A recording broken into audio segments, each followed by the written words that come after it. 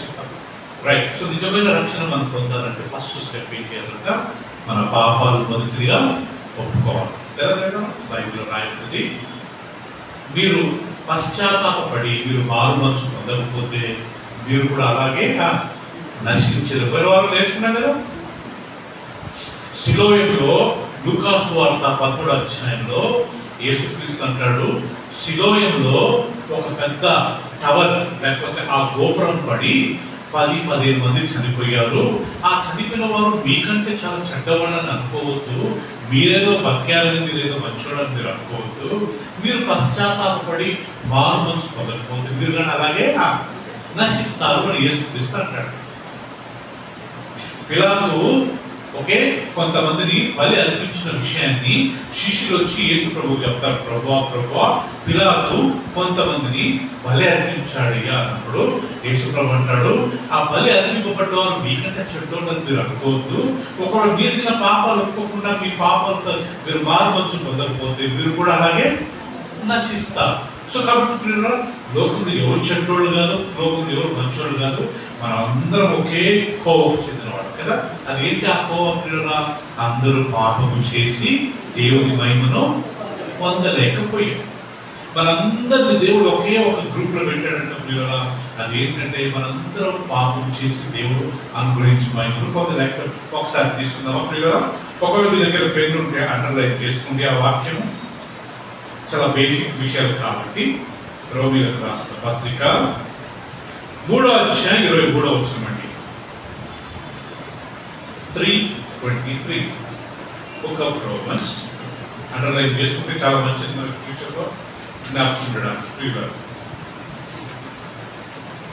రోమా 3:23లో యేసు అపోస్తుడైన పౌలు ఇలా అంటాడండి. ఏదంటే అందరు తీసిన తర్వాత నేను చదువుతాను. మరే వినండి. ఏ భేదమును లేదు, యూదుడని గ్రీకుడని హిందూ అని ముస్లిం అని క్రిస్టియన్ అని ఏ భేదం లేదు. మనం మన తల్లి గర్భంలో పుట్టినప్పుడు మనం మనుషులుగా పుట్టాం. అందుకే బైబిల్ అంటాడు ఏ భేదమును లేదు, అందరూ పాపము చేసి దేవుడు అనుగ్రహించు మహిమను పొందలేకపోతున్నాం. ఇప్పుడు క్వశ్చన్ ఏంటంటే ప్రియులారా, మనం పుట్టినప్పుడు ఎలా పాపం చేసేవాళ్ళము, పాపం చేసుకుంటాము?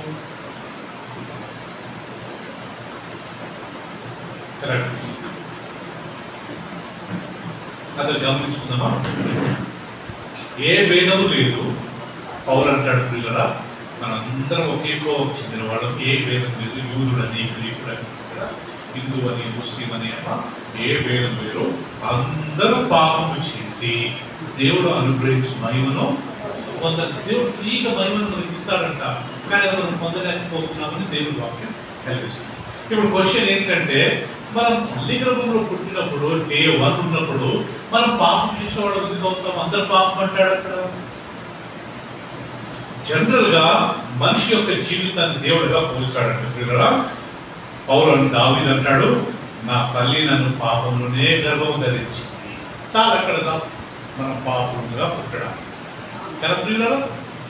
దావీదు అంటాడు, నా తల్లి నా గర్భం ఉందే, తన గర్భంలోనే నన్ను పాపంలోనే గర్భము ధరించింది. సో పాపంలో గర్భం ధరించినప్పుడు పుట్టేవాడు ఎవరు? అదే కదా సిస్టర్ దాని అర్థము. కాబట్టి దేవుడి వాక్యము అందరూ పాపము చేసి ఏ భేదం లేదు, అందరూ పాపము చేసి దేవుడు అనుగ్రహించు మహిమను పొందలేకపోయాడనే మాట దేవుడు అక్కడ చెప్పడు కదా. సో మనం ఏ కోవకు చెందేవాడు అంటాం ప్రియులారా? అదే 3వ అధ్యాయం 10వ వచనం చూసుకుందాం. అందరూ తీయండి. ఇందులో గురించి వ్రాయబడినది ఏమనగా, నీతిమంతుడు లేడు, ఒక్కడును లేడు, గ్రహించువాడెవడును లేడు, దేవుని వెతుకువాడెవడును లేడు, అందరూ త్రోవ తప్పి ఏకంగా పనికి మాలిన వారైరి, మేలు చేయువాడు లేడు, ఒక్కడైనను లేడు, వారి గొంతుక తెరిచిన సమాధి, తమ నాలుకతో మోసము చేయదు, వారి పెదవుల కింద ఏమున్నది? సర్ప విషం ఉన్నది, వారి నోట నిండా శపించుటయు పగయు ఉన్నవి, రక్తము చిందించుటకు వారి పాదములు పరిగెత్తుచున్నవి, నాశనమును కష్టములు వారి మార్గములలో ఉన్నవి, శాంతి మార్గం వారు ఎరుగరు, వాడి కన్నులు ఎదుట ఏం లేదంట, దేవుని భయమే లేదంట. ఇది ఎప్పుడు అంటే పిల్లరా, ప్రతి ఒక్కళ్ళు తల్లి గర్భంలో చూపించిన వదులుకొని వాళ్ళు యేసు ప్రభు దగ్గర తమ పాపాలు ఒప్పుకొని వాళ్ళ ఫస్ట్ మారు మనసు పొంది యేసు ప్రభు హృదయంలో అంగీకరించే వరకు మనందరం ఆ కోవకు చెందినవాడు కదా సిస్టర్. కానీ ఇక్కడ ఒక టర్నింగ్ పాయింట్ ఏంటంటే ప్రియురా, మనందరితో ఒక న్యూస్ ఏంటంటే, ఎప్పుడైతే మనం యేసు ప్రభుని అంగీకరించి పాపాలు ఒప్పుకుంటామో మరి అమ్మా ఈ పాపాలన్నింటినీ దేవుడు క్షమించి ఈ 10వ వచనం నుంచి ఆల్మోస్ట్ 12వ వచనం వరకు రాయబడ్డ ఈ వచనాలను దేవుడు మొత్తం కొట్టేసి ఇప్పుడు మనము నీతిమంతులుగా దేవుని బిడ్డలంగా దేవుడు మనకు ఎదుర్కొంటాడు. హల్లెలూయా. ఆ వాక్యం మనం చూసుకున్నాం 6వ అధ్యాయం, అదే రోమా పత్రిక 6వ అధ్యాయం 23వ వచనం అండి. 3:23, 6:23 అందరు గుర్తు పెట్టుకోవాలి. ఈ 23 చాలా చక్కగా రాయబడింది 23వ వచనాలలో. రైట్, 6వ అధ్యాయం 23వ వచనంలో ఇట్లా అంటాడు, ఏలయనగా పాపము వలన వచ్చు జీతము ఏమంట, మరణం. అయితే దేవుని కృపావరము మన ప్రభు అయిన యేసునందు, క్రీస్తు యేసునందు ఏమంటది, నిత్య జీవం. సో ప్రియులారా, పాపం వలన వచ్చే జీతము సని పాపం ఒకవేళ మనం బైబిల్లో రాయబడినట్టుగా ఆది కాలం నుంచి ఈ రోజు వరకు పుట్టిన ప్రతి ఒక్కరు పాపంలో జన్మించారు కదమ్మా, ఆదాము నుండి ఈ రోజు వరకు. కానీ బైబిల్లో రాయబడింది దానివల్ల వచ్చే ఒకవేళ ఆ వ్యక్తి మారు మనసు పొందకుండా, పాపాలు ఒప్పుకోకుండా, ఒకే మారు మనసు పొందకుండా ఉంటే అతనికి దొరికే జీతం ఏమి దొరికేదంట, మరణం. నేను చాలాసార్లు చెప్పాను, మరణము బైబిల్లో మరణము అని రాసినప్పుడు ఇది శారీరక మరణం కాదు.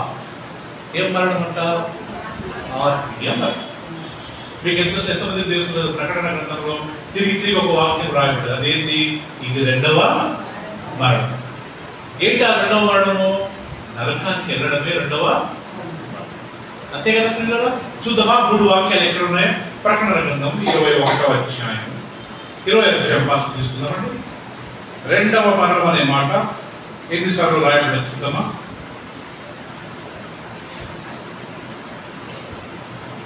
20వ అధ్యాయం 14వ వచనం ప్రియులారా, మరణమును అందరు తీసిన తర్వాత నేను చదువుతాను.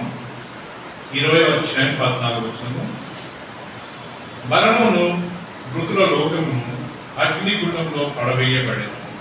ఈ అగ్నిగుండము ఏంటంట, 2వ మరణము. ఎవని పేరైన 15 జీవగ్రంథమందు రాయబడినట్లు కనబడిన వాడు అగ్నిగుండంలో పడవేయబడు. మేబీ 21:8 చదువుకుందాము పిల్లలా. తిరిగి వారును అవిశ్వాసులను అవిశ్వాసులను అసహ్యులను నరహంతకులను వ్యభిచారులను మాంత్రికులను విగ్రహారాధికులను అబద్ధికులందరూ అగ్ని గంధకములతో మండుకుండంలో పాలు పొందుతారు. ఇది 2వ మరణం. ఇంకొక ప్లేస్ లో ఉంది, నేను మళ్ళా చెప్తాను వచ్చేవారు, నేను గమనించుతాను కదా. సో ఇక్కడ మనం గమనించాలా, పాపము వలన వచ్చు జీతము మరణం అంటే అర్థం చెప్పండి ఇప్పుడు కదా. ఏం మరణం ఇది సని, పాపం వలన వచ్చు జీతం ఏంటంటారా, మరణం. ఏం మరణము, ఇది 2వ మరణం కదా. సామెతల్లో ఒక వాక్యం చూపించారు, ఏమని, ప్రతి ఒక్కటి 14వ అధ్యాయం 12వ వచనం చదువుతుంది సామెతలు. ఇక్కడ కానీ మరణము అని ఉంది. అది ఏం మరణము, అది కానీ ఇదే మరణం. మనం ఎంత ధన్యులం అంటే ఇప్పుడు యేసు ప్రభువుని నమ్ముకున్నాం కాబట్టి ఆ మరణం నుంచి మనం తప్పించుకున్నాం. సామెతలు 14:12 నేను చదువుతానంతా గమనించండి ప్రియులారా. 14:12లో చక్కగా రాయబడింది. ఇక్కడ నేను ఒక మరణం గురించి రాయబడింది. ఏంటి ఆ మరణం అంటే పిల్లల 12వ వచనంలో, ఒకని ఎదుట సరైనదిగా కనబడు మార్గము కలదు, అయితే తుదకు అది మరణమునకు ఆ ఎంతీను త్రోవ తీరు. సిస్టర్ గారు ఇక్కడ రాయబడింది, ప్రతి మనిషికి ఒక మార్గం కనపడుతుందంటండి. వాడు ఆయన ఏమనుకుంటాడంట, నేను వెళ్ళే మార్గము సరైన మార్గమే. ముస్లిమ్స్ ఎప్పుడే కానీ మేము చేసేది తప్పని అనరు. మన క్రిస్టియన్స్ ఎంతమంది లేరా? రోమన్ క్యాథలిక్స్, యెహోవా సాక్షులు, బ్యాప్టిస్ట్ వాళ్ళు, సిఎస్ఐ వాళ్ళు, పిల్లరా ఎన్ని గ్రూప్స్ అంటే మన క్రిస్టియన్స్ ఉన్న గ్రూప్స్ ప్రపంచంలో ఎక్కడ లేవు. ఎవరైనా నేను తప్పని ఒప్పుకుంటారా?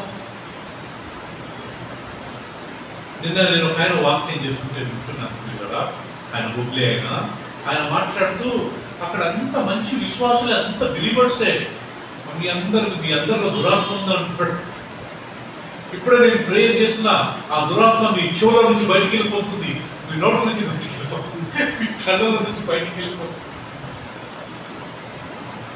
నాకు ఏం చెప్పాలో ఏమనుకోవాలో అర్థం కాలేదు. దురాత్మ కంట్ల నుంచి పోవడం ఏంటి? దురాత్మ నోట్ల నుంచి వెళ్ళిపోవడం ఏంటి? దురాత్మ చెవుల నుంచి పోవడం ఏంటి? ఆయన ఎవడని పోయి ఆయన చెప్పాడనుకో, నువ్వు పరిశుద్ధాత్మ దేవుడు ఇంతకు మాట్లాడుతున్నావు, నువ్వు నాశనం ఒక ఆల్రెడీ జరుగుతున్నాడు. ఆయన చేసేది తప్పని ఆయన అనుకోవట్లేదు, ఆయన చేసేది మార్గము సరైంది అనుకుంటున్నట్టు. ఇలా చాలా మంది నూనెలు ప్రేయర్ చేసి నూనె అమ్ముతారు. వాడికి ఏమనుకుంటారు? మేము చేసేది కరెక్టే. కానీ అది కరెక్టా? నూనె ప్రార్థన చేయొచ్చా? ఎవరైనా సిక్కుంటే నూనె రాసి ఆ వ్యక్తి కొరకు ప్రార్థన చేయమని, విశ్వాస సహితమైన ప్రార్థన ఆ రోగిని, అంతేగాని నూనె ప్రార్థన చేయమని మనం ఎక్కడైనా బయటకుంటాం. చాలా మంది పిల్లలు అమ్ముతుంటారు, వాళ్ళకి పెట్టోడు లేరు. చెప్పారనుకోండి, నువ్వు పరిశుద్ధాత్మ దేవుని విరుద్ధంగా మాట్లాడుతున్నావు, నువ్వు చస్తావు, నువ్వు నాశనం అవుతావు అని పిల్లలు వాళ్ళు చెప్పిస్తారు. సో దేవుడు వాక్యం ప్రకారం అది కరెక్ట్ కాదు. మనం చెప్పించిన మాత్రం ఇప్పుడు సరిపోతారు కదా. ఆ మాట అయితే దేవుడు అది చెప్పించిన ఫస్ట్ చంపేస్తాడు. అట్లాంటి ప్రార్థన దేవుడు వినే మాట కదా పిల్లలు. సో ప్రతి ఒక్కరి మార్గం ఒక త్రోవలో సరళమైన ఒక మార్గం కలదు. అతడు అనుకుంటాడు నేను చేసింది కరెక్టే. చాలా మంది అన్ని భాషలు మాట్లాడుతుంటారు సంఘంలో. మీకు ఒక విషయం తెలుసా పిల్లలు, అన్ని భాషలు ఉన్నాయి, కానీ అన్ని భాషలు మాట్లాడేటప్పుడు దానికి ట్రాన్స్లేషన్ చేసేటప్పుడు ఉంటేనే మాట్లాడాలని బయటకు. నేను అన్ని భాషలు మాట్లాడుతున్నాను, నేను నా రూమ్లో మాట్లాడుకుంటా, నేను ప్రేయర్ చేసుకున్నప్పుడు అన్ని భాషలు మాట్లాడుకుంటా. నేను ఎప్పుడైనా చర్చ్లో మాట్లాడింది విన్నారా? అది చర్చ్లో మాట్లాడేది కాదు, మన వ్యక్తిగతంగా అభివృద్ధి పొందడానికి మనం అన్ని భాషలు మాట్లాడాలా. సో అన్ని భాషలు లేవని కాదు ప్రియులారా. చాలా మంది చర్చ్లో మైక్లో గట్టిగా మాట్లాడుతూనే ఉంటారు. అది వాళ్ళు ఏమనుకుంటారు, మేము చేసేది కరెక్ట్. వాక్యం అంత క్లియర్గా రాయబడి 14 అధ్యాయము కొరింథీయులకు రాసిన మొదటి పత్రిక తీయండి ప్రియులారా. మనం మాట్లాడవచ్చా అన్ని భాషలు? చర్చ్లో మాట్లాడవచ్చు. ఎప్పుడు? దానికి ట్రాన్స్లేషన్ చేయటంలో ఉన్నప్పుడే.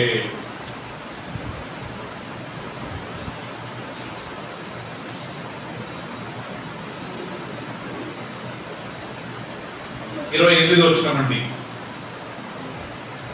మేము 27 నుంచి, భాషతో ఎవడైనా మాట్లాడితే ఇద్దరు అవసరమైన ఎడల ముగ్గురు మించకుండా వంతుల చొప్పున మాట్లాడవలను.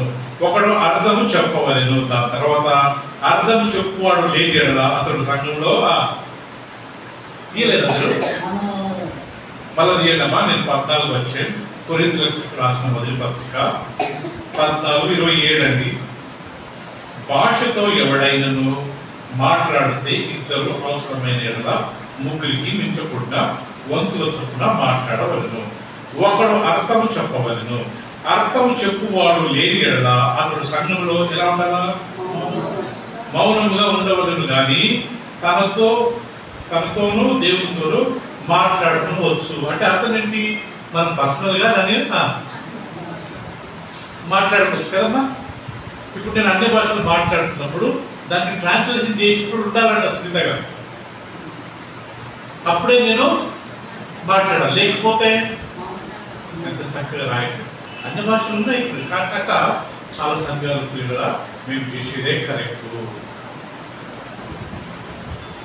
దేవుడి కృపగా నాకు 25 సంవత్సరాల ఈ అనుభవం పిల్లల ఈ రోజు వరకు మనమే చేసేది కరెక్ట్ అనే విషయాన్ని నేను అనుకోకూడదు. మనం ఎప్పుడు అనుకుంటాము మనం నేను ఒక wrong teaching, wrong document start. బాధే కరెక్ట్, బయట 110 తప్పులు మనం అనుకోవచ్చు కదా. సో కాబట్టి ఏ సంఘం, ఏ పాస్టరు, ఏ సంఘస్థులు మాదే పర్ఫెక్ట్, మాదే కరెక్ట్ అని మాట ఇప్పుడు అనుకోకూడదు. ఎవరైనా మనం తప్పు చేసి తప్పు దిద్దినప్పుడు మనం దానికి ఓ పనిగా ఉంటారు. అవునా కదా? లేదు మాదే కరెక్ట్ అనుకోండి, ఇప్పుడు ఇదిగో సామెతలు 14:12 మనకు వర్తిస్తుంది. ఏమనుంది? ప్రతి వారికి సరళమైన ఒక మార్గం కలదు, దాని అంతము. సో నేను కరెక్ట్, నేను చేసేదే కరెక్ట్. మరి ముఖ్యంగా ఆత్మీయ విషయంలో ప్రియులరా మేము చేసేదే కరెక్ట్ అని మనం ఇప్పుడు అనుకోండి. రైట్, ఈరోజు నా పాయింట్ ఏంటంటే ప్రియులరా, ఆదాము నుండి ఈ రోజు వరకు బైబిల్లో ప్రభువును నమ్ముకోకముందు ప్రతి ఒక్కరి పరిస్థితి అందరూ పాపం చేసి దేవుడు అనుగ్రహించి మహిమను పొందలేకపోయారు. దానివల్ల వచ్చే జీతం ఏంటంటే పాపం వల్ల వచ్చే జీతము మరణం. కానీ క్రీస్తు యేసునందు మనకు దేవుడు ఇచ్చేది నిత్య జీవితం, వరం అంట, కృపా వరం. వరం అంటే ఇంగ్లీష్లో గిఫ్ట్. మనం ఎవరికైనా గిఫ్ట్ ఇస్తే మళ్ళీ తీసుకుంటామమ్మా? వేగంగా తీసుకుంటామన్నా? తీసుకుంటామా? మరేమో మీ బర్త్డే గిఫ్ట్ ఇచ్చాను నేను, మళ్ళీ తీసుకుంటాను, నా గిఫ్ట్ నాకు ఏమని. అలా దేవుడు ఒక్కసారి మనకు రక్షణ అనుగ్రహించాడు అనుకోండి, దేవుడు మళ్ళీ తీసుకుంటాడా? తీసుకోడు.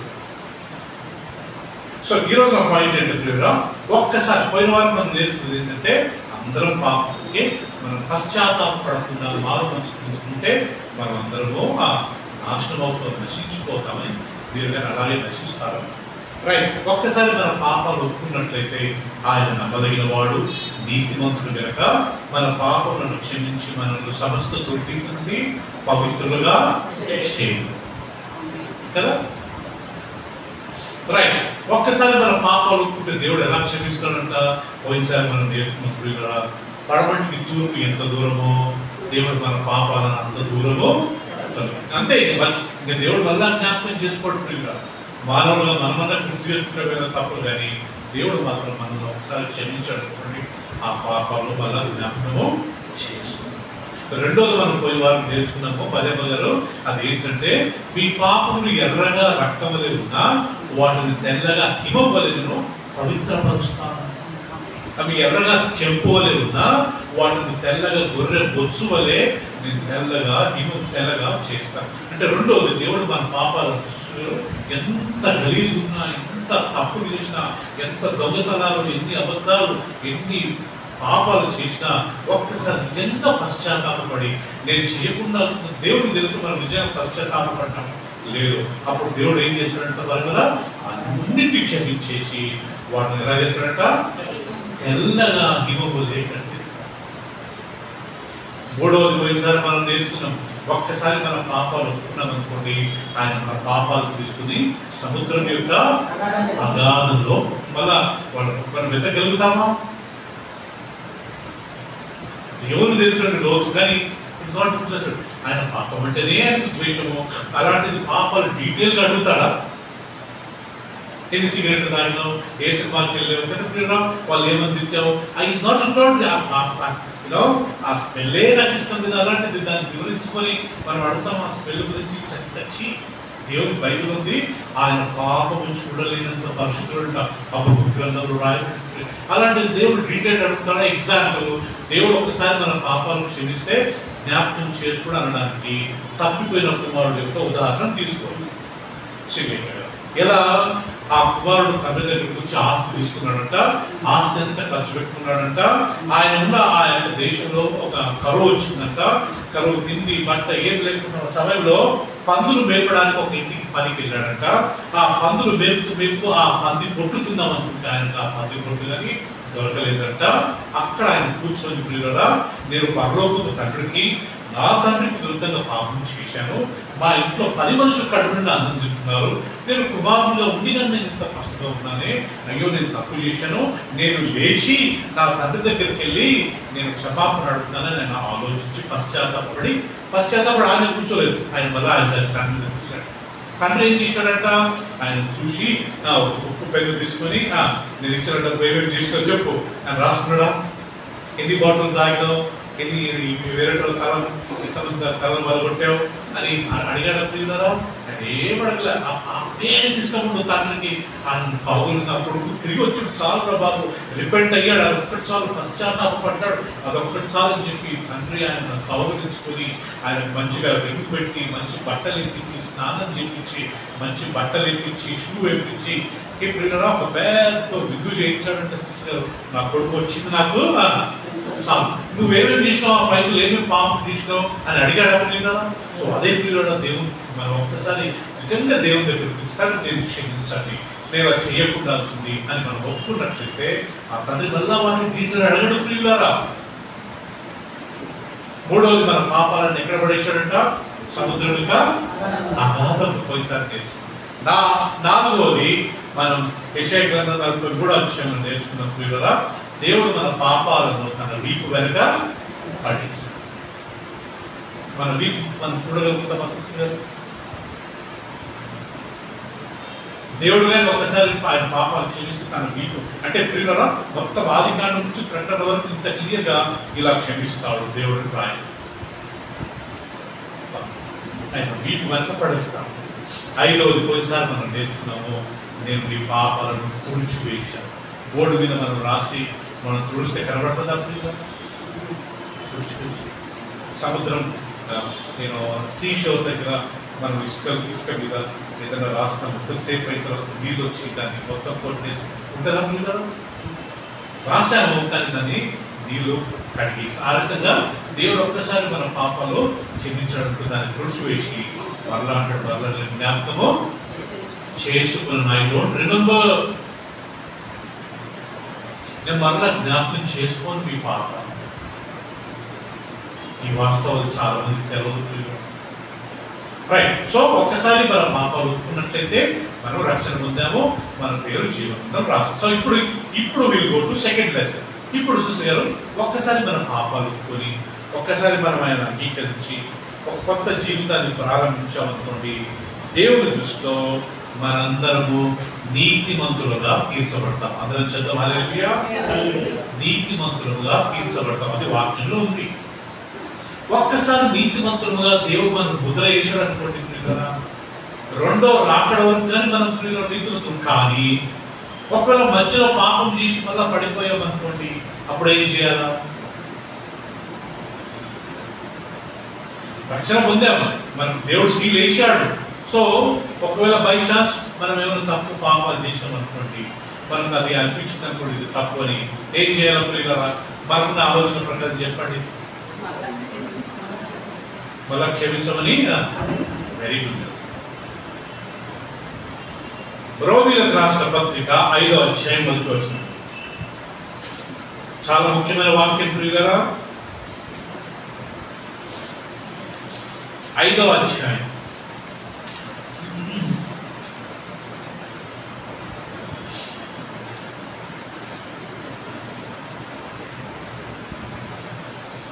మనం దేవుడు ఎలా తీరుస్తాడు? ఒక్కసారి మన పాపాలు ఒప్పుకొని మనము పశ్చాత్తాపడి దేవుని తరపు తిరిగి క్షమాపణ అడిగినట్లయితే దేవుడు ఏం చేస్తాడు? 5వ అధ్యాయం కాబట్టి విశ్వాస మూలమున మనము నీతిమంతులుగా తీర్చబడి మన ప్రభు అయిన యేసుక్రీస్తు ద్వారా దేవునితో సమాధానము కలిగి ఉంటును. హల్లెలూయా.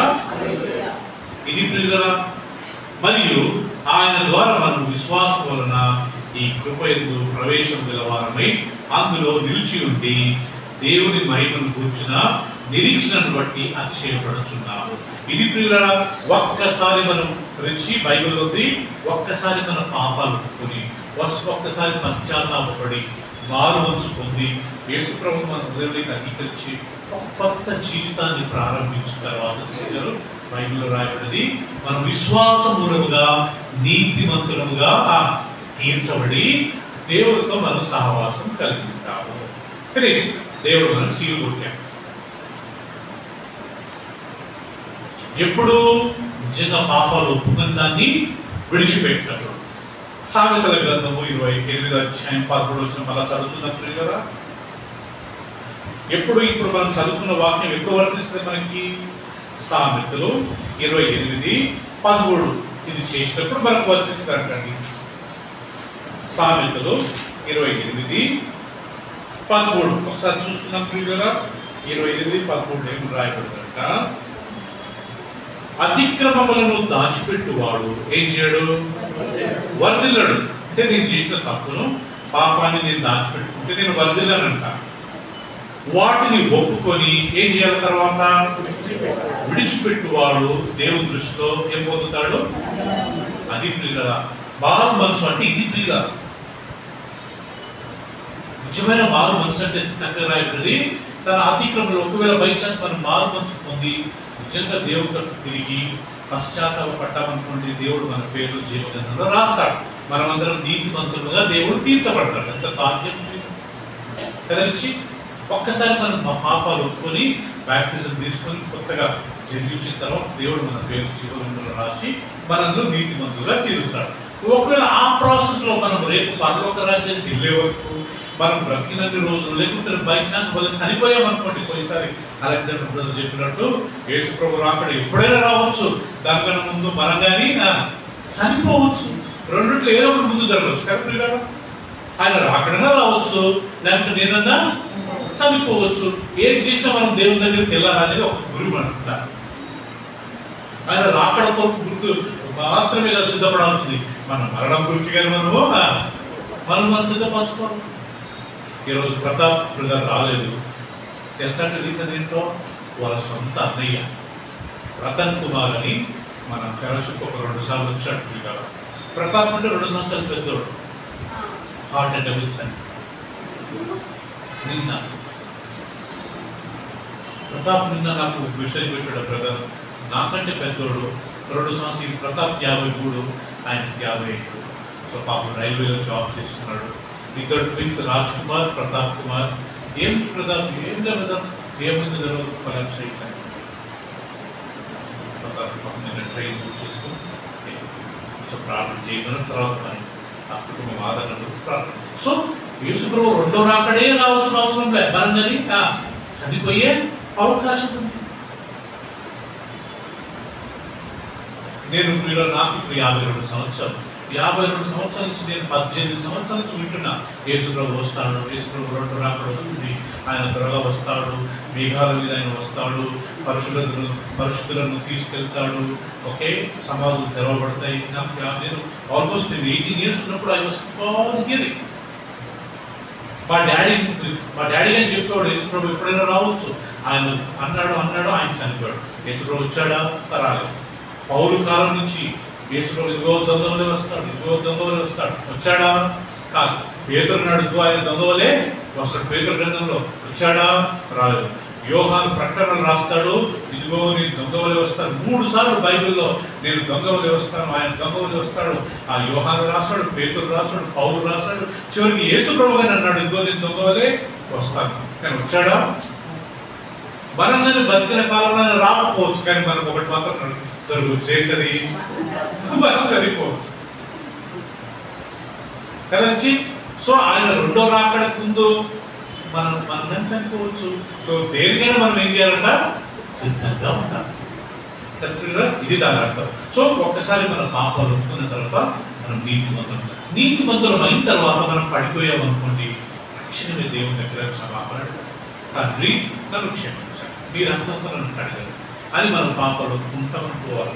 పేతురు యేసుప్రభువును అంగీకరించిన తర్వాత 3 సార్లు అబద్ధం చెప్పాడు కదా, ఒప్పుకున్నాడు లేదా? ప్రియులా జరుగుతాయి, మన జీవితంలో కూడా జరుగుతాయి. తక్షణమే దాన్ని మనం పరిహారం చేసుకుని తండ్రి నీ రక్తం. లేకపోతే ప్రియులరా మనం అదే పాపాన్ని అలాగే కంటిన్యూ చేసుకున్నాం అనుకోండి, మనం పొందిన రక్షణ మనము పోగొట్టుకునే అవకాశము ఉంది. గిఫ్ట్ దేవుడు తీసుకోకపోవచ్చు, మనమే గిఫ్ట్ దేవుడి మీద కొట్టేసినట్టు మొహం మీద, అవసరం లేదు నీ గిఫ్ట్ అన్నట్టుగా. అప్పుడు దేవుడు ఏం చేయగలుగుతాడు కదా ప్రియులరా?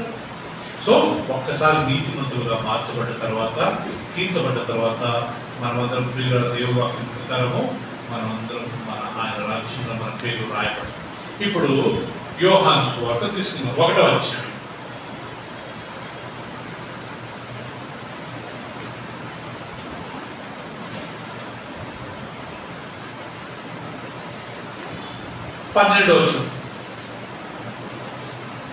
చాలా ముఖ్యమైన వాక్యం ప్రియులు. ఒక్కసారి మనం మారు మనసు పొంది పాపాలు ఒప్పుకొని యేసుప్రభు అంగీకరించిన తర్వాత ఏం జరుగుతుందంట? ఇది విశ్వాసం మూలంగా నమ్మాలి ప్రియులు. మన కంటికి కనబడకపోవచ్చు, కానీ ఇలా జరుగుతుందంట. 1:12 ఏంటంటే, తను ఎందరికి అంగీకరించినట్టే యేసుప్రభుని ఎందరికి అంగీకరించో వారందరికీ, అనగా తన నామముందు విశ్వాసం ఉంచు వారందరికీ దేవుని పిల్లలకు ఆయన అధికారము అనుగ్రహించారు. దాని తర్వాత వారు దేవుని వలన పుట్టిన వారే కానీ రక్తము వలనైనను శరీరిచ్చ వలనైనను మనుష్యేచ్ఛ వలనైనను పుట్టిన వారు ఇది ప్రియులరా. యేసుప్రభుని ఎప్పుడైతే మనం అంగీకరిస్తామో ప్రియ సిస్టర్, మన స్టేటస్ మారుతుంది. ఇది నమ్మాలి. ఇది మన కంటికి కనబడేదా? కనబడదు ప్రియులరా. What is Christianity? క్రైస్తవత్వం ఏంటి ప్రియులరా? జస్ట్ ఫెయిత్, అంతే కదా. యేసుప్రభు చూశానా? నేను నమ్ముతున్నా ఆయన వచ్చి నా పుట్టి చనిపోయాడు. దేవుడిని చూశానా? లేదు, నేను నమ్ముతున్నా ఆయన ఉన్నాడని. నన్ను సృష్టించింది ఆయన, ఏం గ్యారంటీ? నేను నమ్ముతున్నా ఆయన లేకుండా నేను అంత విశ్వాసం. దేవుడు నా ప్రార్థన వింటాడని ఏం గ్యారంటీ? జస్ట్ ఫెయిత్, విశ్వాసం అంతే. క్రిస్టియానిటీ మొత్తం విశ్వాసం, క్రైస్తవత్వం మొత్తం విశ్వాసం. విశ్వాసం లేకుండా ఎవడు దేవుడిని చూడలేడు, మెప్పించలేడు. హీబ్రూయులకు రాసిన పత్రిక 11వ అధ్యాయము మొత్తం 1 నుంచి చివరి అధ్యాయం వరకు విశ్వాసం గురించి ఏదైనా ఒక అధ్యాయం ఉందంటే ఏంటంటే హీబ్రూ 11. ఏం అధ్యాయం కదా హీబ్రూ? ఆ వాక్యం చదివితే చాలు. అబ్రహాం విశ్వాసం ద్వారా, ఓకే, నోవా విశ్వాసం ద్వారా, మోషే విశ్వాసం ద్వారా, సారా విశ్వాసం ద్వారా, యాకోబు విశ్వాసం ద్వారా, యోసేపు విశ్వాసం ద్వారా, మోషే అంత ప్రియులరా ఇక్కడ వరకు వస్తాడంటే ఆల్మోస్ట్ ప్రవక్త వరకు వస్తాడు. అందరి గురించి విశ్వాసం ద్వారా అబ్రహాం విశ్వాసం ద్వారా ఆ పరలోక రాజ్యం గురించి వేచున్నాడంట.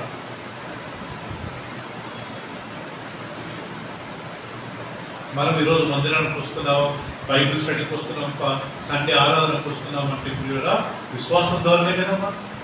ఇక్కడేమో దేవుడు మనకు కనపడతాడా? దేవుడు మనం చూడగలుగుతామా? ఎవరు అడిగిందంట, ఇది దేవుడే రాశాడని ఏం గ్యారంటీ? ఎన్నో వాక్యాలను క్లియర్ మోషే రాశాడు. మోషే ఎవరు ప్రేరేపించారు? దేవుడు, పరిశుద్ధాత్మ దేవుడు. లేకపోతే మోషేకి ఒక ఆది కాండానికి ఆల్మోస్ట్ 2600 సంవత్సరాల గ్యాప్. మోషేకి తెలుసు ఆది దేవుడు భూమి ఆకాశంలో సృజించను, ఈ అగ్నులకు ఇవన్నీ తెలవదు. అందుకే అగ్నులతో మనం ఎక్కువ ఆర్గ్యుమెంట్ చేయకూడదు. వాళ్ళు ఏదైనా కొద్దిగా తేడాగా మాట్లాడుతున్నారంటే అవసరం లేదు బాబు. మనకు నిజంగా వాక్యాలు డీటెయిల్గా తెలిస్తే మనం మాట్లాడవచ్చు. మనం మనకు తెలవకుండా 1-2 మాట్లాడి వాడు మరీ డీప్గా మాట్లాడనుకోండి మనం ఓడిపోతాము. సో అప్పుడు మనము అనవసరంగా మనం ప్రాబ్లం ఇన్వైట్ చేసినట్టు ఉంటుంది. మనకు బాగా తెలిస్తే మాత్రం వాళ్ళతో కూర్చోవాలి, లేకపోతే hi is the best policy. మనం చెప్పి వాళ్ళని మార్చి ఒకే దేవుని రాజ్యానికి పెద్ద లాభం ఏం కలగదు. వాడు ఊరికంగా ప్రవర్తించి ఏదో పిచ్చి పిచ్చి ప్రశ్నలు వేసారనుకోండి, మనం వాళ్ళకి జవాబు ఇవ్వాల్సిన అవసరమో లేదు. అప్పుడప్పుడు ఫేస్బుక్లో కొంతమంది ఆ పాస్టర్లు, ఆ హిందూ ఎవరోకైనా అందరు ఈజీగా మాట్లాడుతూ ఉంటారు. దానికి అస్సలు ఇన్వాల్వ్ కాదు. నన్ను ఎవరో ఒక ఆయన ఏదో అడగబోయాడు, సారీ సార్ నాకు ఎందుకంటే ప్రియురా నాకు తెలుసు నేను నిజంగా డౌట్ ఉండి అడిగాడా, లేకుంటే నన్ను వేధించాలా, లేకపోతే నిన్ను సతాయించాలని అడిగాడా, నాకు ఈజీగా తెలుసుకోవద్దు. ఎవరు నన్ను ప్రశ్న అడిగితే వీడు కావాల్సింది అడుగుతున్నారా, లేకపోతే జెన్యున్గా తెలుసుకోవాలని అడుగుతున్నారా? నిజంగా తెలుసుకోవాలని అడిగితే దేవుడు ఏదో ఒక రకంగా వాళ్ళకి జవాబిస్తాడు. సతాయించాలి పాస్టర్ గారిని, బ్రదర్ని, ఓకే అని అడిగాడు అనుకోండి, నువ్వు దేవుడిని చూసావా అంటాడు. అప్పుడు మనం ఏం చెప్తాం? నువ్వు దేవుడిని చూసినావా, నువ్వు యేసుప్రభుని చూసినావా, నీకెలా తెలుసు దేవుడిని సృష్టించుకుంటా? ఇక్కడ ప్రశ్నలు అడిగినప్పుడు కొంచెం బిజీగా ఉన్నా సార్ మళ్ళా కలుగుతామని వెళ్ళిపోవాలనుకుంటారు. లేకపోతే వాళ్ళు గొడవలు అయ్యే ఛాన్స్ ఉంది, కొట్టుకుంటారు, చంపుకుంటారు, ఒక్కొక్కరు కోపం వచ్చే ఛాన్స్ ఉంది. ఒక డిబేట్లో ఒక హిందూ పూజారి ఒక పాస్టర్ గారు మాట్లాడి దర్శనం వచ్చింది. టీవీలో న్యూస్లో కొట్టుకుంటున్నారు చాలా గలీజ్గా. అందుకే అయినంత వరకు మనం సో మనం దేవుని వల్ల పుట్టిన వాళ్ళని కానీ రక్షణ పొందిన వాళ్ళు శరీరించే వల్ల పుట్టిన వాళ్ళు కాదు, మనిషించే వలన పుట్టిన వాళ్ళు కాదు, మనం దేవుని వల్ల పుట్టిన వాళ్ళు. సో రెండోది ఇందాక నేను చెప్పినట్టుగా ఒక్కసారి మనం తప్పుడు పాపం చేసిన వెంటనే మనం ఎవరి దగ్గర క్షమాపణ అడగాలంట? తండ్రి యొక్క. ఎవరి దగ్గర అడగదా? తండ్రి యొక్క. తండ్రి యేసు ప్రభువా కాదు, ఎవరిని? అప్పుడు యేసు ప్రభు ఏం చేస్తాడంటే మన కేసుని దేవుని దగ్గర రికమెండ్ చేస్తాడు. అది ఎక్కడుంది ఆ వాక్యము? ఇప్పుడు తీసుకుందాం. హీబ్రీయులకు రాసిన పత్రిక చాలా ముఖ్యమైన మాట కదా, మన కొరకు ప్రార్థన చేసేది ఎవరు? మనం పాపాలు ఒప్పుకున్న వెంటనే ఆ కేసు దేవుడు యేసు ప్రభుకు అప్పగిస్తాడంట. అప్పుడు యేసు ప్రభు మన కొరకు ఏం చేస్తాడు చూడండి. హీబ్రీయులకు రాసిన పత్రిక 10వ అధ్యాయం 10వ వచనం. Hebrews chapter 10 verse 10. మన పాపాలు ఏ మనిషి ముందు ఒప్పుకోకూడదు అంటే మనిషికి విరుద్ధంగా చేస్తే, మనుషులకు విరుద్ధంగా చేస్తే వాళ్ళ దగ్గర ఒప్పుకోవాలి, కానీ ఈ పాపాలు మాత్రం దేవుడికి విరుద్ధంగా చేసినాయి దేవుడి దగ్గర ఏ ఒప్పుకోవాలంట ప్రియులారా? వినండి 10:10 ప్రియులారా, యేసుక్రీస్తు యొక్క శరీరం ఒక్కసారియే అర్పింపబడుట చేత ఆ చిత్తమును బట్టి మనము పరిశుద్ధపరచబడి ఉన్నాము. మరియు ప్రతి యాజకుడు దినదినము సేవ చేయొచ్చు పాపములు ఎన్నటికీ తీసివేయలేని ఆ బలులను మా వాటికి అర్పించుతూనే ఉండరు. ఈయన అయితే పాపముల నిమిత్తము సదాకాలము నిలుచు ఒక్క బలిని అర్పించి అప్పటి నుండి తన శత్రువులను తన పాదపీఠంగా చేయబడి వరకు. సో మీరు ఇక్కడ ఒక్కసారి మన పాపాలు ఒప్పుకున్న తర్వాత దేవుడు మనం టోటల్ గా పరిశుద్ధపరిచి ఇంకా మనకు నీతిమంతులుగా చేస్తాడు. సో దాని తర్వాత హీబ్రూస్ 7:25 చూద్దామండి. 7:25 ఇక్కడ ఏముంది? ఈయన తన ద్వారా అంటే యేసు ప్రభు ద్వారా దేవుని యొద్దకు వచ్చు వారి పక్షమున ఏం చేస్తుంటాడంట చెప్పండి? విజ్ఞాపన అంటే అర్థం ఏంటి ప్రియుడా? విజ్ఞాపన అంటే ప్రార్థన. ఇప్పుడు మళ్ళా చూద్దాం ప్రియుల వాక్యం అందరూ గమనించండి. ఈయన తన ద్వారా దేవుని యొద్దకు యేసుక్రీస్తు ద్వారా దేవుని యొద్దకు వచ్చు వారి పక్షమున ఏం చేస్తాడంట? విజ్ఞాపనం చేయుటకు నిరంతరము జీవించుతున్నాడు కనుక వారిని సంపూర్ణంగా రక్షించుటకు శక్తివంతుడై ఉన్నాడు. హల్లెలూయా. ఇది ప్రియుల వాస్తవం. మన పాపంలో మనం ఒప్పుకున్నప్పుడు దేవుని దగ్గర యేసుక్రీస్తు ఆ పాపాల దగ్గర దేవుని దగ్గరికి వెళ్ళి విజ్ఞాపన చేసినట్టు ప్రభువా సైతం లేకపోతే ప్రభువా ఈ వ్యక్తి ఏదో తప్పు చేశాడు, బై మిస్టేక్ ఏదో అయిపోయింది ప్రభువా, ఆయన ఒప్పుకున్నాడు ప్రభువా, ఇదిగో ఆయన క్షమించమని యేసుక్రీస్తు మన గురించి రికమెండ్ చేస్తున్నాడు. ప్రియులారా, ఈ ప్రపంచంలో ఈ లోకంలో ఏ మధ్యవర్తి మనకు ప్రార్థన చేయలేడు. చేసిన దేవుడు అలాంటి ప్రార్థన వినడు. ఈ మాట అందరూ గుర్తుపెట్టుకోండి. ఎవరు పాపాలకు వాళ్ళే దేవుని దగ్గర ఒప్పుకోవాలా. నేను రిచి చేసిన పాపాలకు ప్రభా పాపం రిచి తెలివగా చేసినట్టు నేను ఒప్పుకోలేను. నేను ఒప్పుకుంటే దేవుడు ఆయన క్షమిస్తాడా? ఇక్కడ రికమెండేషన్ వర్క్ అవుతుందా? ఎప్పుడు రికమెండేషన్ వర్క్ అవుతుంది సిస్టర్ గారు? ఎవరైనా సిక్కున్నప్పుడు కదా మీరు వెళ్ళి ఆ రోగి కొరకు నూనె రాసి ప్రార్థన, ఆ రికమెండేషన్ వర్క్ అవుతుంది. ఎప్పుడన్నా నా పర్సనల్ ఫ్యామిలీ గురించి మీకు ప్రార్థన చేయమని అడిగేటప్పుడు కదా నేను ఎప్పుడన్నా సిక్కున్నప్పుడే నేను బాగాలేదు, మా మిస్సెస్ బాగాలేదు, ప్రిన్సీ బాగాలేదు, సన్నీ బాగాలేదు, మా కొరకు ప్రార్థించాలి. ఆ టైంలో మనం ప్రార్థన సహాయము కోరవచ్చు కదా. నేను నాకు ఫైనాన్షియల్ ప్రాబ్లం ఉంది, నాకు మా మిస్సెస్ గొడవ అవుతుంది, ఇలాంటి మన పిల్లలు వేటలో చెప్పొచ్చా? చెప్తే దేవుడు అలాంటి వాళ్ళ ప్రార్థన వింటాడా? మనం గొడవపడి మనం దేవుని దగ్గర క్షమాపణ అడగకుండా ఇంకొక పాస్టర్ దగ్గరికి వెళ్ళి బ్రదర్ నా గురించి ప్రార్థించింది. మరీ గలీజ్ అలవాటు మన క్రిస్టియానిటీ ఏం తెలుసా? మాకు గట్టిగా ప్రార్థించింది.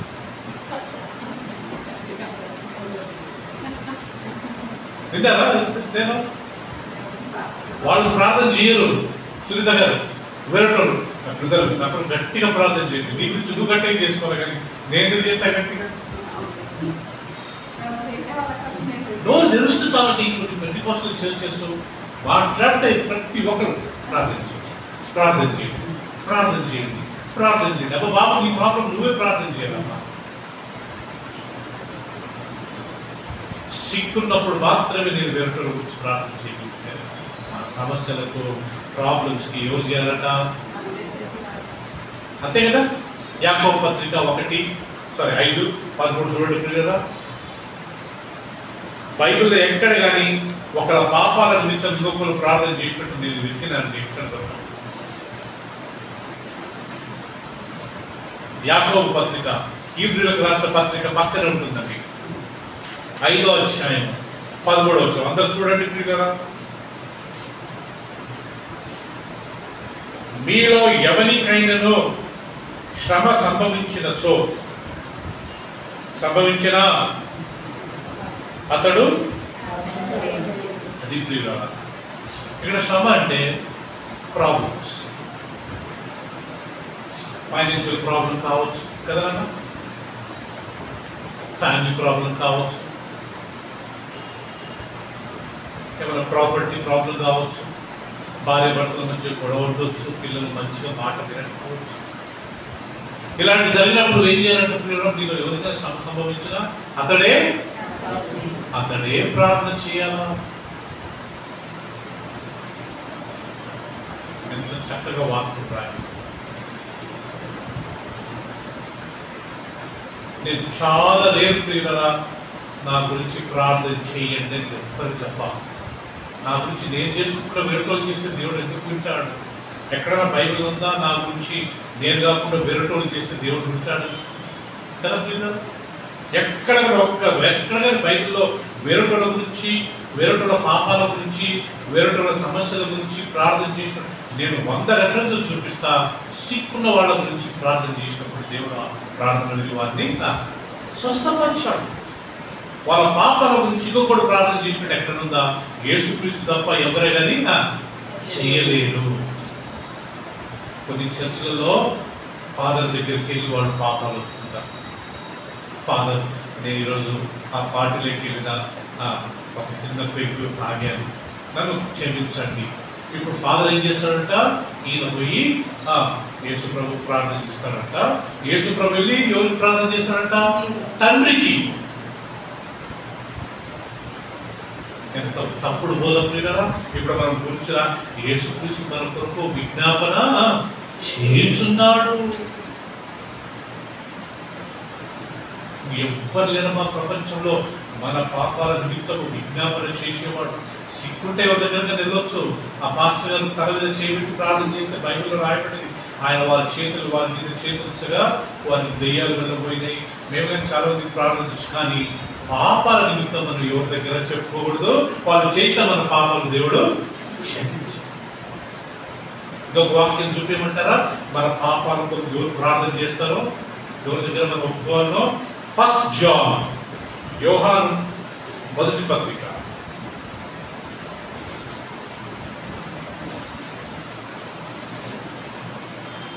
2వ అధ్యాయము 1వ వచనం. యాకోబు తర్వాత పేతురు తర్వాత యోహాను 2వ అధ్యాయము 1వ వచనం. చూడండి ఇక్కడ ఎవరి కొరకు ఎవరు ప్రార్థిస్తారు. నా చిన్న పిల్లలారా, యోహాను ఈ అధ్యాయం రాసినప్పుడు పిల్లరా ఆయనకి 85 సంవత్సరాలంట. అందుకే ఆయన దృష్టిలో అందరూ ఎలా ఉన్నారంట? చిన్నపిల్లల. నా చిన్నపిల్లలారా అంటే చిన్నపిల్లలు సండే స్కూల్ కాదండి, ఇది మనకి రాస్తున్నాడు. మీరు పాపం చేయకుండాకై ఈ సంగతులను మీకు రాయించున్నాం. ఎవడైనా పాపము చేసిన ఎడల నీతిమంతుడైన యేసుక్రీస్తు అను ఉత్తరవాది తండ్రి యొద్ద మనకున్నాడు. ఆయనే మన పాపములకు శాంతికరమై ఉన్నాడు. మన పాపములకు మాత్రమే కాదు, సర్వలోకములకు శాంతికరమై ఉన్నాడు. హల్లెలూయా. చదవా గట్టిగా హల్లెలూయా. చిన్నపిల్లలారా, పాపం చేయొద్దు. బై ఛాన్స్ మీరు పాపం చేశారనుకోండి, తండ్రి యొక్క మన ఉత్తరవాది, ఇంగ్లీష్లో ఉత్తరవాదికి అడ్వకేట్. లాయర్, వకీల్ కదమ్మా తెలుగులో. చిన్నపిల్లలారా మీరు పాపం చేయకండి. ఒకవేళ బై మిస్టేక్ ఏదో జరిగింది అనుకోండి, గమ్మక్కిన కోపం వచ్చింది, ఇలా ఏదో తిట్టాము, బై మిస్టేక్ అయింది అనుకోండి, కావాల్సిన తిట్టలేదు, ఏదో టెన్షన్ అయింది అయిపోయింది అంతే. కొన్ని మర్డర్స్ ఉంటాయి, పిల్లలు మాట్లాడుతూ తిట్టుకుంటూ దెబ్బ కొడతారు, చెవి మీద తగిలి చనిపోతారు. అది కావాల్సి చేసిన మర్డర్ కా. ఒకవేళ బై ఛాన్స్ అలా ఏమైనా జరిగింది అనుకోండి, మన తండ్రి యొక్క మనకు ఉత్తరవాది ఉన్నాడు. ఎవరా ఉత్తరవాది? యేసుక్రీస్తు. ఆయన మన కొరకే కాదు, ఆ సర్వలోకం కొరకు ఆయన విజ్ఞాపనలు చేయించున్నాడు. సో ప్రియులారా, బైబిల్ ప్రకారం ఏ మానవుడు, ఏ క్యాథలిక్ ఫాదరు, ఏ ప్రొటెస్టెంట్ ఫాదరు, ఏ పెంటెకోస్టల్ పాస్టరు, ఏ బ్రదరు, ఏ సిస్టరు మన పాపాల నిమిత్తం ఒప్పుకోలేరు. అలాంటి ప్రార్థనలు దేవుని ముందు చెల్లవు. నాకు ఒక్క రెఫరెన్స్ చూపండి బైబిల్లో, ఈయన పాపముల కొరకు ఆ వ్యక్తి ప్రార్థించాడు, దేవుడు క్షమించాడు ఎక్కడ లేదు. నినివేవాడు పాపం చేస్తే దేవుడు యోనాను పంపించి వాళ్ళకు ప్రసన్నం చేయించాడు, పశ్చాత్తాపడండి. అప్పుడు వాళ్ళు ఏం చేశారట? ఉపవాసం ఉండి వాళ్ళ పాపాలకు వాళ్ళే కోరపట్ట చుట్టుకొని బూడిదలు కూర్చొని ఏడ్చినందుకు దేవుడు వాళ్ళ పాపాలను క్షమించాడు. చూసారా, అక్కడ కానీ యోనా ప్రార్థించాడు, వాళ్ళ గురించి యోనా వెళ్ళి వాళ్ళకు పశ్చాత్తాపడమని ప్రసన్నం చేశాడు కదా. నేను సొదొమ గొమొర్రా పట్టణానికి ఆ రోజు నాకు తెలిసి ప్రియులారా, ఒకవేళ అబ్రహాము దేవుడు పంపించుంటే వాళ్ళ గురించి ప్రార్థన చేయమని అడిగాడు, కానీ దేవుడు క్షమించాడా? ప్రభు 50 మంది ఉంటే ఆ 50 మంది నీతిమంతులను చంపుతావా ఈ స్థితిలో? మరి నాకు చూపించవయ్యా 50 మందిని నేను చంపను. 40 మంది బేరమాడుతుంటాడు దేవుడితో, మరి 50 వద్దులే ప్రభు, 40 మంది నీతిమంతులు ఉంటే నువ్వు ఆ దేశాన్ని, ఆ పట్టణాలను నాశనం చేస్తావా? లేదు, నాకు చూపి. వెతుకున్నట్టు దొరకలేదు. 30 మంది, 20 మంది, 10 మంది, లాస్ట్ 5 మంది అడుగుతాడు ప్రభు. 5 మంది ఉంటే చూపించమంటాడు. 4 ఉంటారు ప్రియులారా. ఎవరు? లోతు భార్య, లోతు 2 కూతుళ్ళు, వాళ్ళకు అల్లుళ్ళు లేదు. 4 ఉన్నారు దేవుడు. ఇంకొకటి ఉంటే మాత్రం దేవుడు తప్పకుండా ఆ పట్టణాన్ని కాపాడు. వాళ్ళ పాపలు ఒప్పుకున్నారా? మన పాపాలకు ఎవరు ప్రార్థన చేరుకున్నారు? అందుకే ప్రతి ఒక్కరితో మన పాపాలను మనం ఒప్పుకోవాలి. వేరొకరు కోరుకున్న ప్రేయర్ చేయండి ఇలాంటి మాటలు అస్సలు ఆడకుండా, మనం ప్రేయర్ చేసుకుండా వేరొకరు ప్రార్థన చేస్తే వింటాడా దేవుడు? ఒక వాక్యం ఏమో చూద్దామా ప్రియులారా? రోమీయులకు రాసిన పత్రిక 14వ అధ్యాయం 12వ వచనం.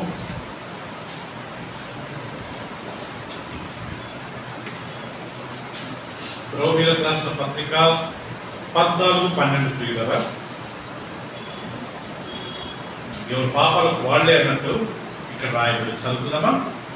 ప్రతి నాలుకయు దేవుణ్ణి స్తుతించును అని ప్రభు చెప్తున్నాడు అని వ్రాయబడినది కనుక, మనలో ప్రతివాడును తన్ను గురించి దేవునికి లెక్క అప్పగింపవలెను. ఇది ప్రియుల వాస్తవం. మనలో నుంచి మనలో ప్రతివాడు తన్ను గురించి దేవునికి లెక్క. మా సన్ని తప్పు చేస్తే దేవుడు ప్రిన్సిని అడగడు, ప్రిన్సి పాపం చేస్తే దేవుడు నన్ను అడగడు, నేను పాపం చేస్తే దేవుడు ఆంటీని అడగడు. ఎవరు పాపాలకు వాళ్ళే దేవుడికి లెక్క చెప్పాలా? ఎందుకు ఇష్టం? అందుకే ఆ చెప్పక ముందే సారీ చెప్పినట్లయితే దేవుడు క్షమిస్తాడు. వేరేటోడు మన గురించి ప్రార్థించలేదు. రిక్షి వచ్చి రిక్కినైనా మా రిక్కి తెలవక ఒకే ఈ తప్పు చేసేట్టు ప్రభావ నేను అడగలేవు నాన్న, అడిగిన ఆ ప్రార్థనలో దేవుడి దగ్గర చెల్లవు. మా అన్నయ్య తెలవకుండా ఏదో తప్పు చేసినట్టు పెదరికి క్షమించండి ప్లీజ్ అంటే దేవుడు క్షమిస్తాడన్నా? బైబిల్ ఎక్కడైనా అలాంటి దాఖలాలు లేవు ప్రియుగా. ఎవరు పాపాలకు వాళ్ళే జవాబుదారు, ఎవరు ఆత్మకు వాళ్ళే జవాబుదారు. సో కాబట్టి ఒక్కసారి మనం ప్రభువుని తెలుసుకున్న తర్వాత ప్రియులరా, ఇంకొక విషయం, యేసుక్రీస్తు మన కొరకు ఏం చేస్తుంటాడంటే ప్రియులరా, మన పాపాలు ఒప్పుకున్నప్పుడు యేసుక్రీస్తు మన కేసు దేవునితో అడిగి క్షమాపణ కోరుతాడంటండి. హీబ్రూయులకు లాస్ట్ ఇంకొక వాక్యం తీసుకున్నామా? తిమోతికి రాసిన మొదటి పత్రిక.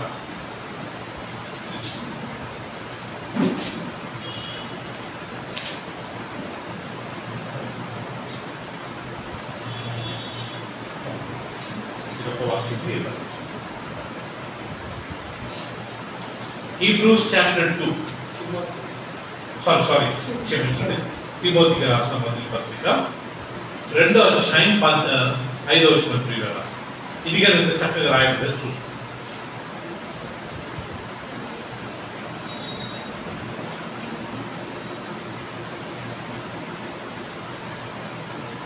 రెండు 5 దేవుడు ఒక్కడే, దేవునికి మనుషులకు మధ్యవర్తి ఒక్కడే, ఆయనే క్రీస్తు యేసును నరుడు. రెండు ప్రియులారా, దేవుడు ఒక్కడే, దేవునికి మానవులకు మధ్యవర్తి ఒక్కడే. ఎవరంట మధ్యవర్తి?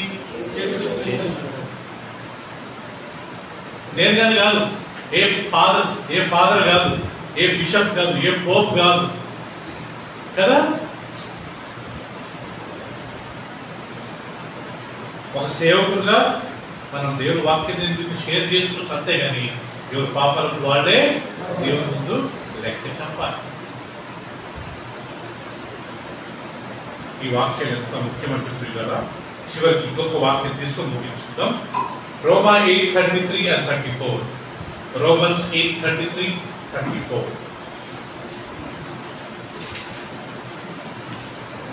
8:33 and 34. 20వ అధ్యాయము 33, 34 కదా.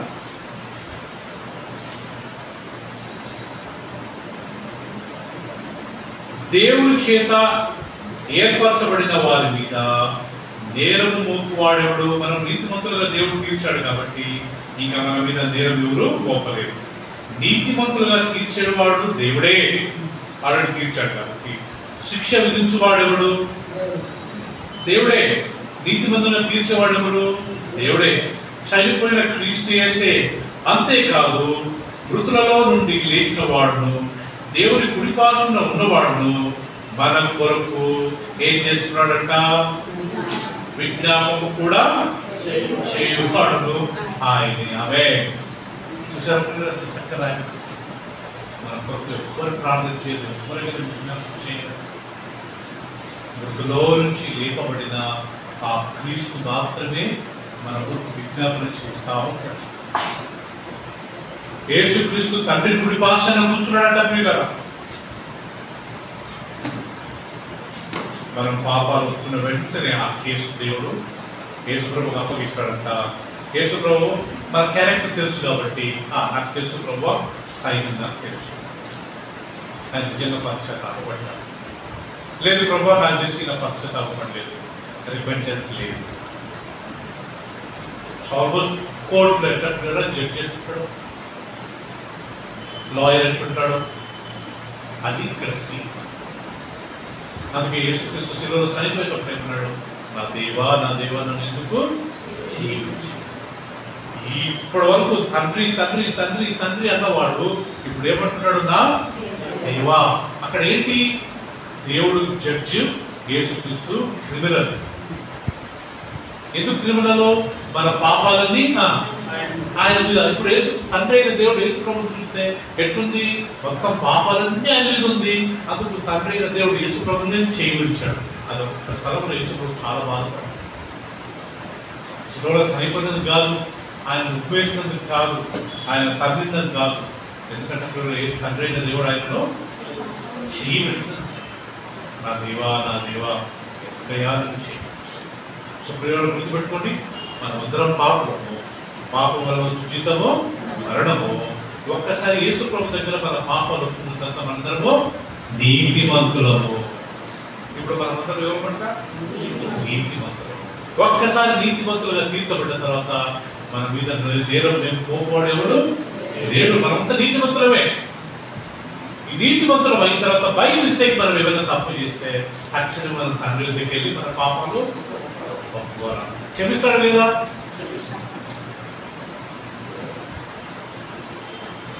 ఆ క్షమించే ప్రక్రియలో యేసుక్రీస్తు వస్తాడట మధ్య వచ్చి నా గురించి తెలుసు ప్రభువా, ఆయన ముఖ్యంగా పశ్చాత్తాపడ్డాడు, ఆయన అలా చేయడు ప్రభువా, ఆయన పశ్చాత్తాపడ్డాడు ఓకే అని యేసు ప్రభు వచ్చి మనకు జ్ఞాపకం చేస్తాం.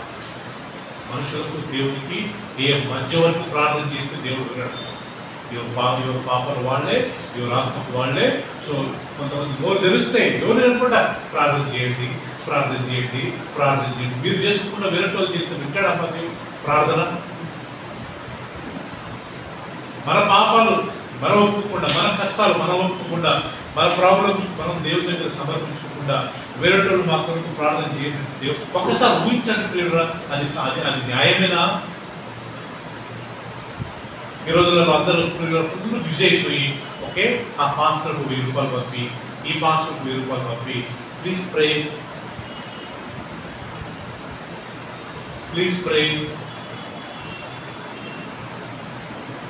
హెజ్కియా అనే ఒక రాజు ఉండేవాడు. ఆయన మరణానికి దాని దగ్గర వచ్చినప్పుడు దేవుడు వెళ్ళి యెషయా ద్వారా చెప్పాడంటే, యెషయా వెళ్ళి హెజ్కియాకు త్వరగా మరణం అవుతున్నావు, నీ ఇంటిని చక్కబెట్టుకో అంటే ఏమన్నా ఇల్లు కట్టుకో, నీ కూతుర్లకు నీ కొడుకులకు పెళ్లిళ్ళు ఇచ్చే మాట అయితే చేసేసుకో, ఏమేమి పెండింగ్ వర్క్ మొత్తం క్లియర్ చేసుకో.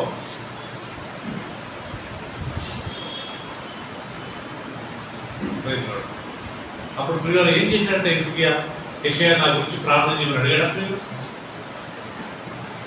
ఆయనే గొడవ వైపు ముఖాన్ని తిప్పి, ప్రభువా నేను నీ దృష్టిలో ఎలా నడుచుకున్నాను, ఒక్కసారి నన్ను జ్ఞాపకం చేసుకో ప్రభువా. ఆయన పాపను ఆయన చెప్తున్నాడు, ఒక్కసారి జ్ఞాపకం చేసుకో ప్రభువా.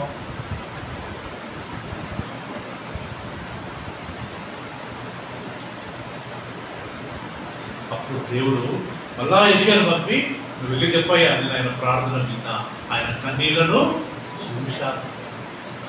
ఇంకా ఎన్ని సంవత్సరాలు నీకు ఇప్పుడు తీస్తాను? 15 సంవత్సరాలు.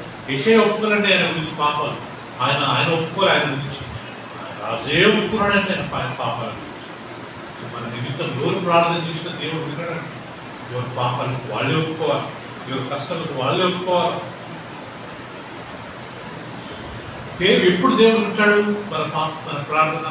మనం సిక్కున్నప్పుడు బైబిల్లో రాయబడినది, మీరు ఎవరైనా సిక్కున్నాడా సంఘపు పెద్దలను పిలిపించాలా, సంఘపు పెద్దలు వెళ్ళి అతని నూనె రాసి ప్రార్థించాలా. విశ్వాస సహితమైన ప్రార్థన రోగిని స్వస్థపరుస్తుంది. నేను పాపాలు చేసి ఇంకొక వ్యక్తి దగ్గరికి వెళ్ళి, బ్రదర్ నా గురించి ప్రేయర్ చేయండి, నేను ఆయనను కొట్టాను, నేను ఆయనను తిట్టాను అని వేరొకరు మన కొరకు ప్రార్థన చేయగలుగుతారా? చేస్తే అలాంటి ప్రార్థన వింటాడా? ఆది కాలం నుంచి ప్రకటన వరకు నేను చదివిన ఎక్కడికైనా అలాంటి కేసెస్ లేవు. ఎవరు తప్పులకు వాళ్ళే ఒప్పుకోవాలా, ఎవరి కష్టాలకు వాళ్ళే దేవుని దగ్గర అడగాల. సిక్కున్న పడి అడగాల, మా ఇంట్లో బాగాలేదు, మా పాపకు బాగాలేదు, మా మిస్సెస్కు బాగాలేదు, మా హస్బెండ్కి బాగాలేదు, మేము కొద్దిగా సిక్కున్నాము, can you come and pray for us, can you remember and pray. కొంతమంది ఆదరణ కొరకు మనం ప్రార్థించవచ్చు. పౌలు రాస్తాడు, ప్రియులారా మిమ్మల్ని దేవుడు ఆదరించలాగా నేను మీ కొరకు విజ్ఞాపనలు చేయించున్నాను. సో మనం ఎవరిలో చనిపోయారు, ప్రతాపం అన్నయ్య నేను చనిపోయా, ఆయన నాకు మెసేజ్ పెట్టాడు, బ్రదర్ దయచేసి ప్రే చేయండి. ఇప్పుడు వీ కెన్ ప్రే, ఆయన ఆదరించండి. ఒకరి చదువు గురించి ఎస్ వీ కెన్ ప్రే, ప్రభా నిశ్చితమైన వాళ్ళ గురించి జ్ఞానాన్ని ఇవ్వండి. పాపాల నిమిత్తము ఒక వ్యక్తి గురించి చేయలేడు. అలాంటి ప్రార్థనకు దేవుడు మన మధ్యవర్తి ఎవరంట? యేసుక్రీస్తు. మన కొరకు విజ్ఞాపన తండ్రి చేసేవారు ఎవరంట? యేసుక్రీస్తే. No man, no pastor, no priest, no Catholic priest, no Protestant pastor, no bishop, ఎవరైనా మన కొరకు ప్రార్థన చేయలేడు. అలా ప్రార్థన చేసే మాట అయితే దేవుడు అలాంటి ప్రార్థనలు. సో కాబట్టి ప్రియురా ఈరోజు మనం 2 విషయాలు నేర్చుకున్నాము. ఒకటి, ఒక్కసారి మన పాపాలు ఒప్పుకొని నిజంగా దేవుని తట్టు తిరిగి ఒక కొత్త జీవితాన్ని ప్రారంభించామనుకోండి, మనందరం ఎవరు చెప్పండి, నీతిమంతులము. దేవుడు ఒకసారి ముద్ర వేశాడు, ఈ వ్యక్తి నీతిమంతుడు. పొరపాటున ఏమైనా జరగవచ్చేమో, తక్షణమే దేవుని దగ్గరికి వెళ్ళి ఏం చేయాలంట? క్షమాపణ. ఆ వ్యక్తి అడగల, వేరేటోళ్ళతో అడిగిపోయాము, దేవుడు. ఒకరోజు యేసుక్రీస్తు శిష్యుల కాళ్ళు కడుగుతాడండి. అప్పుడు అందరు కాళ్ళు కడుపుతుంటే పేదల దగ్గరికి వస్తారు. పేదరు ఏమంటాడు, ప్రభువా నా తల నుంచి కడుపు అంటాడు. అప్పుడు యేసు ప్రభు అంటాడు, పేదరు స్నానం చేసిన వాడికి మళ్ళా స్నానము అవసరం లేదు, వాడు ఏం కడుకోవాలా, కాలు కడుపుతే చాలు. అంటే అర్థం ఏంటి, ఒక్కసారి నీ తల నుంచి కాళ్ళ వరకు దేవుడు క్షమించాడు, కడిగాడు, నువ్వు కొద్దిగా నడిచేటప్పుడు నీ కాళ్ళ కొద్దిగా మట్టి అవుతుంది, అప్పుడు నువ్వేం చేయాలా, కాలు కడుపు. అంటే నువ్వు ఆల్రెడీ నీతిమంతంగా తీర్చబడ్డావు, బై మిస్టేక్ గా మాటల ద్వారా ఏదో జరిగింది, సారీ చెప్పు, ఫినిష్, నీ కాళ్ళు కడుపుకున్నావు, క్లీన్ అయిపోయింది, నువ్వు నీతిమంతుడివే. దేవుడు నీతిమంతుడుగా తీర్చబడ్డ వారిని ఎవడే గాని పాపి అని తీర్చలేడు. హల్లెలూయా. దేవుని చిత్తమైతే ప్రియులారా, వచ్చే వారము ఇదే నెక్స్ట్ సాల్వేషన్. మనం రక్షణ పొందాలంటే నెక్స్ట్ స్టెప్ మనకి ఏంటి? మనం నీతిమంతులుగా చేర్చబడ్డాము, మన పేరు జీవగ్రంథంలో రాయబడ్డది, మనల్ని